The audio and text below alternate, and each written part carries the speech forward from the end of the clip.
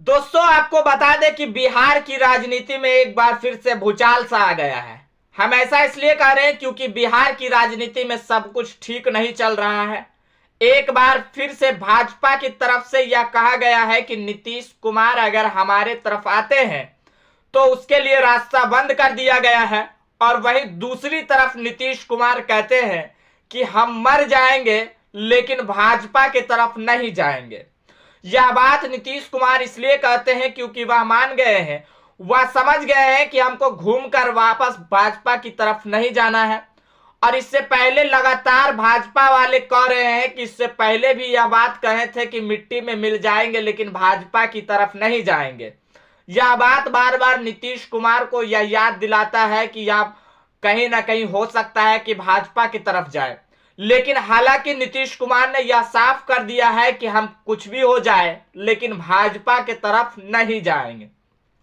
आपको बता दें कि इस बात की चर्चा हम इसलिए कर रहे हैं क्योंकि आपको मालूम होगा कि बिहार की राजनीति में एक भूचाल सा आ गया है। और यह बात हम इसलिए कह रहे हैं क्योंकि आपको बता दें कि बिहार में जाने माने नेता और जदयू के संसदीय बोर्ड के नेता उपेंद्र कुशवाहा इन दिनों चर्चा में हैं।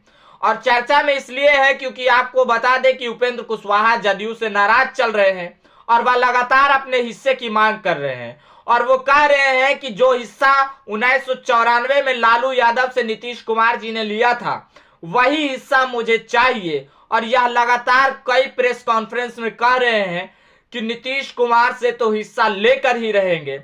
और इसी राजनीति को लेकर बिहार में एक बार भूचाल सा आ गया। एक तरफ भाजपा उपेंद्र कुशवाहा को समर्थन दे रही है तो वहीं चिराग पासवान भी उपेंद्र कुशवाहा के समर्थन में कूद गई है। उसके बाद आपको बता दें कि जेडीयू से बागी नेता आरसीपी सिंह ने भी उपेंद्र कुशवाहा का समर्थन दिया है और कहा है कि उपेंद्र कुशवाहा बिल्कुल सही बात कह रहे हैं। हम यह बात इसलिए कह रहे हैं क्योंकि बिहार की राजनीति में सब कुछ ठीक इसलिए नहीं चल रहा है क्योंकि उपेंद्र कुशवाहा का चला जाना, कहीं ना कहीं भाजपा में शामिल हो जाना, यह कहीं ना कहीं जेडीयू में बड़ी टूट हो सकती है। आपको यह बात भी कह दे कि भाजपा की नजर महागठबंधन के सहयोगी दल जीतन राम मांझी की पार्टी पर भी है। भाजपा यह सोच रही है कि बिहार में कहीं ना कहीं जेडीयू पार्टी को अलग होने से कहीं ना कहीं हमारी पार्टी कमजोर हुई है बिहार के अंदर में, और यह भाजपा इसकी भरपाई करना चाह रहे हैं। एक तरफ जेडीयू को तोड़कर या उपेंद्र कुशवाहा को अपने साथ लाकर भाजपा चाह रही है कि बिहार में वही स्टैंड रखा जाए जो 2019 के चुनाव में और जो 2014 के चुनाव में मुझे रिजल्ट मिला था, वही रिजल्ट चाह रही है कि 2024 के चुनाव में ठीक वही रिजल्ट मुझे बिहार के अंदर मिले।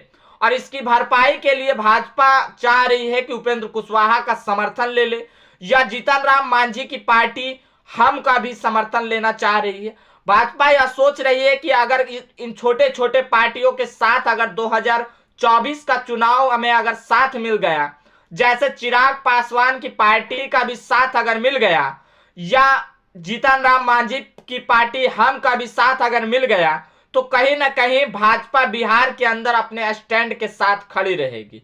हम यह बात इसलिए कह रहे हैं क्योंकि आपको बता दें कि बिहार में एक सर्वे हुआ था और उस सर्वे में यह दिखाया गया कि महागठबंधन को 36 सीटों से ज्यादा प्राप्त हो सकती है।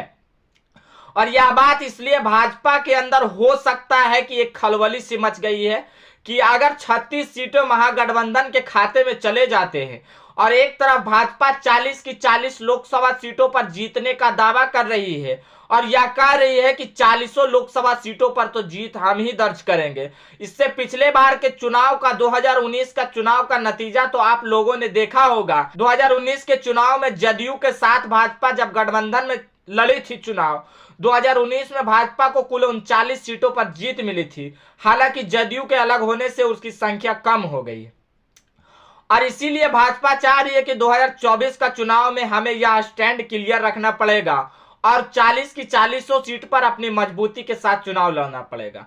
तो कहीं ना कहीं उपेंद्र कुशवाहा को अपने पाले में लाने के लिए उपेंद्र कुशवाहा को अपने पाले में लाना चाह रही है भाजपा। उसके बाद में महागठबंधन के सहयोगी दल आपको बता दें कि जीतन राम मांझी की पार्टी को भी अपने साथ लाना चाह रही है।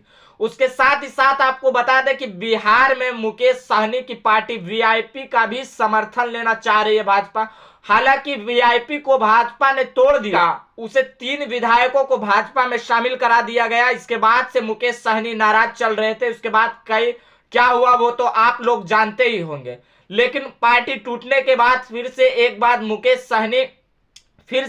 मुकेश सहनी का साथ लाना चाह रही है भाजपा, और हो सकता है कि मुकेश सहनी की पार्टी वीआईपी भाजपा का समर्थन दे दे और उसके बाद छोटी छोटी पार्टियों से गठबंधन करके बिहार के अंदर एक बार फिर से मुकेश सहनी और भाजपा और उसके बाद में हम पार्टी का साथ लेकर चाह रही है कि अपना स्टैंड क्लियर कर ले और ठीक 40 लोकसभा सीटों पर अपनी मजबूती के साथ मुस्तैदी के साथ खड़े रहे। और यह लगातार उपेंद्र कुशवाहा के तरफ से यह दावा किया जा रहा है कि मुझे हिस्सेदारी चाहिए किसी भी हालत में। जो हिस्सेदारी की मांग नीतीश कुमार ने 1994 में लालू यादव से किए थे, वही हिस्सेदारी की मांग लगातार उपेंद्र कुशवाहा अभी नीतीश कुमार से कर रहे हैं। दोस्तों, अब आने वाली राजनीति में क्या कुछ होता है यह तो आप सबसे छिपा हुआ नहीं रहेगा।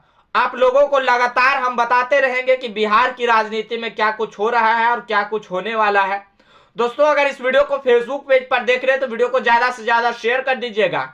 अगर इस वीडियो को यूट्यूब चैनल पर देख रहे हैं तो हमारे चैनल को सब्सक्राइब कर लीजिएगा और बेल आइकन को दबाना ना भूलिएगा। कमेंट में अपनी प्रतिक्रिया जरूर दें। मिलते हैं अगली वीडियो में, तब तक के लिए जय हिंद,